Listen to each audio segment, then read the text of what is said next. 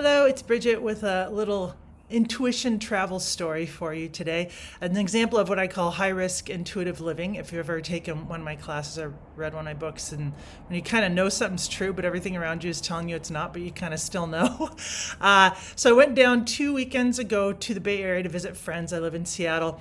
And I had been planning in general to go in March because my mom was a flight attendant and we have these standby tickets and kind of needed to be used up before the end of March. Well, long story short, I ended up going at the tail end of March. I looked at the month and it was like, oh gosh, I can only really go the last weekend. And I particularly felt really drawn to going down on this one Thursday evening, which is a little odd, but Thursdays are good for travel. Saturdays are good for travel when you're going standby. And I thought, oh, that must be why. I'm sure it'll all work out. And I remember telling my friend, yeah, I think I'm feeling this Thursday. She's like, cool, do it. Yeah. So the time gets closer and I find out her daughter, who's in college, is going to be home for spring break. Now, I've known this little girl since before she was born. Of course, she's not little anymore. She's in college. And come to find out on that Friday, they want to leave Friday morning to go on a hike called the Dipsea Trails. If you've ever been down the Bay Area, north of the Golden Gate, there's a hike from Marin, Mill Valley, in Marin out to the ocean. So it's this famous hike, 7 miles. I'd never heard of it, super excited. So I'm like, oh my gosh, I'm so lucky. I'm glad I chose Thursday. So the day gets closer and I barely make it down there late on a Thursday night, but I get on a late night flight, which is kind of uncomfortable. I knew it would be, but whatever.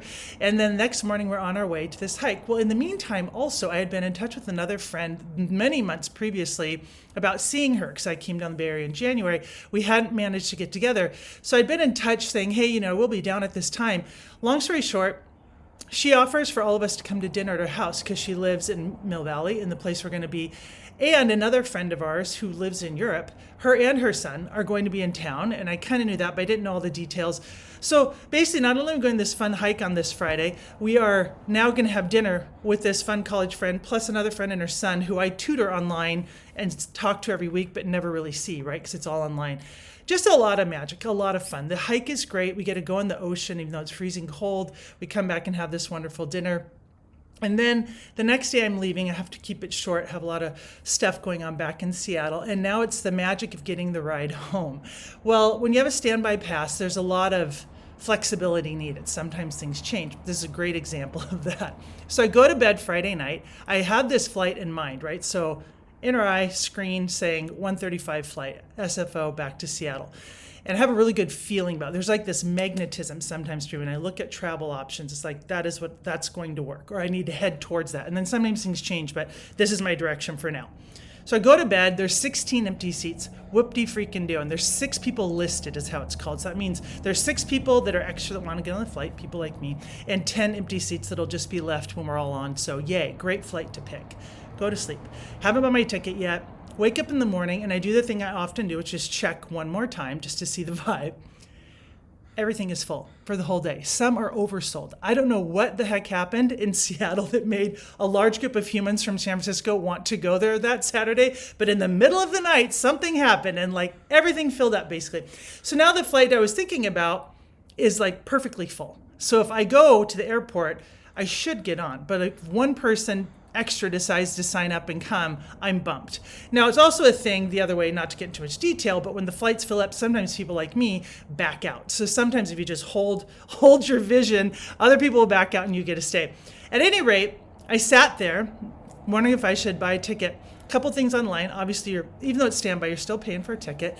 It's the middle of Saturday. I could just be like, oh, I'll just leave tonight or figure out another time and not ruin this wonderful, beautiful day I have with my friends.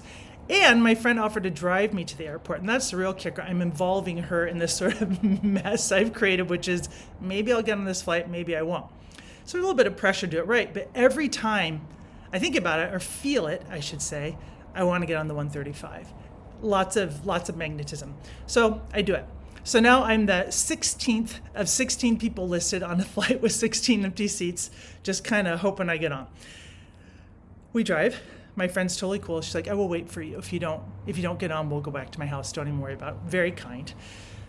I go in and I check in, and there's this kind of character at the desk.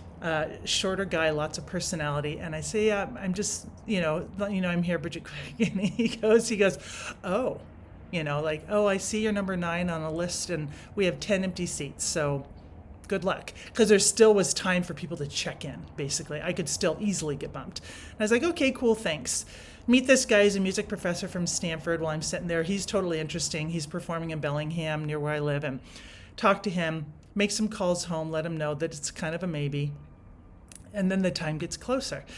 And I got one more update from one person who's like, well, now you're 9 on the list, but there's only 9 empty seats. And this is when there's still time to check in. So I'm just hanging out, holding the faith. And eventually the moment comes where some guy announces, a little different. He says, if you have the app, if you're on standby, refresh your app. I refresh the app and I have flight number or seat number 16C. And I'm like, oh my God, thank you. Yay. So not only am I on the exit row, I have an aisle seat, like literally my favorite place to be on the plane.